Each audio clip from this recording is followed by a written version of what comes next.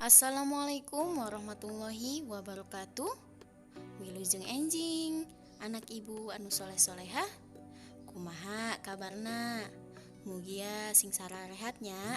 Amin ya robbal alamin. Patepang deui sareng ibu di pangajaran bahasa Sunda. Nah, minggu ayeuna urang bade neraskeun tentang rarangken tukang. Nyaeta keun sareng na.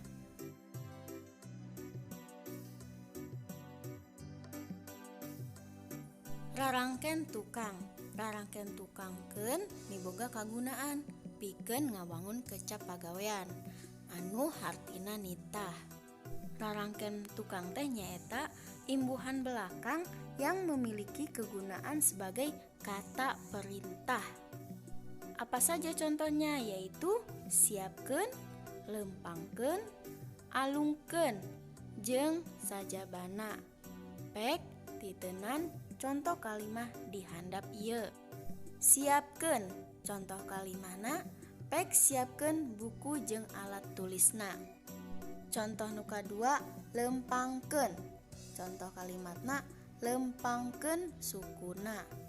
Contoh anu katilu, alungkeun, contoh kalimahna alungkeun ka leuwih kuya teh. Nah, ini merupakan imbuhan belakang yang menggunakan kata keun.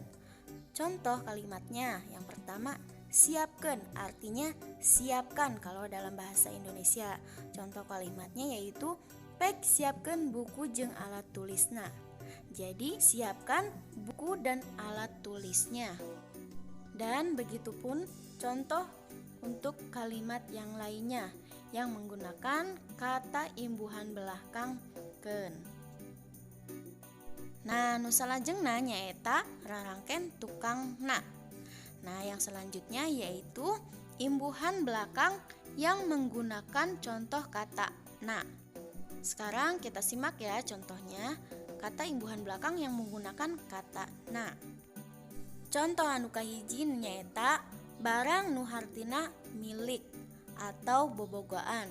Contohna pipina, saungna, bukuna, jeung sajabana. Nah, contoh yang pertama yaitu barang yang memiliki arti kepunyaan. Contohnya yaitu pipinya, saungnya, bukunya, dan yang lainnya. Contoh nu kadua nyaeta bilangan anu hartina nuduhkeun bilangan poe. Contoh tiluna, tujuhna, 40na. Nah, contoh yang kedua merupakan bilangan yang menunjukkan karta harti bilangan hari. Contohnya tadi tiluna nyaeta 3 harinya, tujuhna nyaeta 7 harinya, 40na nyaeta 40 hari.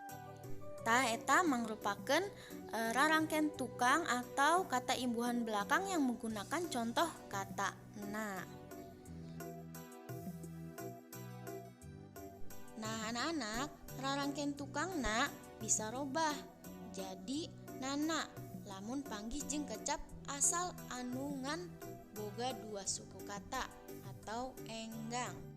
Nah, jadi rarangken atau imbuhan belakang na bisa berubah jadi kata nana kalau bertemu dengan kata yang memiliki 2 kata. Contohnya 2 ditambah nana jadi 2 nana.